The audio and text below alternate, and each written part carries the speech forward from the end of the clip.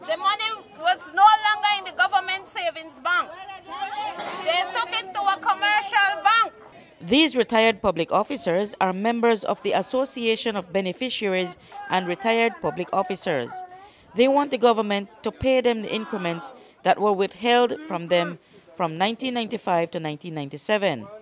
President Hubert Enriquez shared with News 5 how it all came to this. In the year 1995, the then administration under Mr. Esquivel decided they were going to freeze the increments of public officers for 2 years.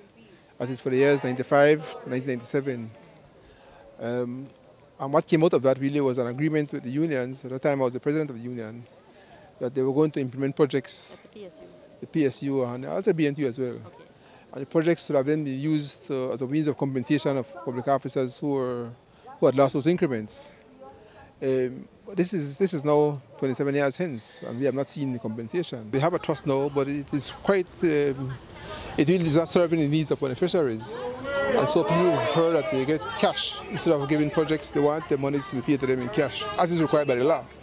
And so we're here today because, one, we want the trust to be dissolved, and we want speedy action. Because the government has said yes, they want to do it, but it's taken too long. I mean, it's about 3 months and nothing's happened. Enriquez says that the government began a grocery bag program. Every month, retired public officers would receive the items. However, there was no way of knowing how their monies, estimated to be around $9 million, were being handled to operate that program. The trust will still continue to operate as normal.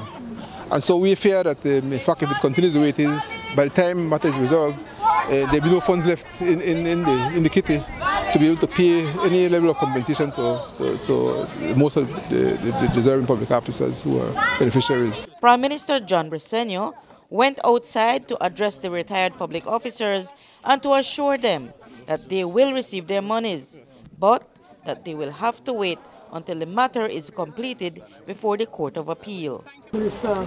Osha, who is the Minister of the Public Officer, what are the options? And one of the things he was saying that the government can put in an affidavit of support at the Court of Appeals. So we are prepared to do that. Now, I was saying that, as you know, my position has been from the beginning that we believe that this trust is supposed to be wound up, or maybe shut it down, so that you guys can get your money. You need it to don't retire. You need the money.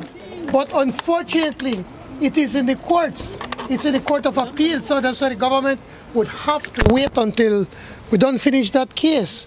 Now, what Minister Osha, the minister in charge of the public service, is telling me, that what we can do, we can send in an affidavit in support of what you are requesting. So we can do that. But unfortunately, we have to wait till the court case done, no? The Prime Minister, accompanied by the Minister of Public Service, Henry Charles Usher, told Enriquez that he is prepared to meet with the association's leadership after the Easter holidays to further discuss the issue. Reporting for News 5, I'm Marion Ali.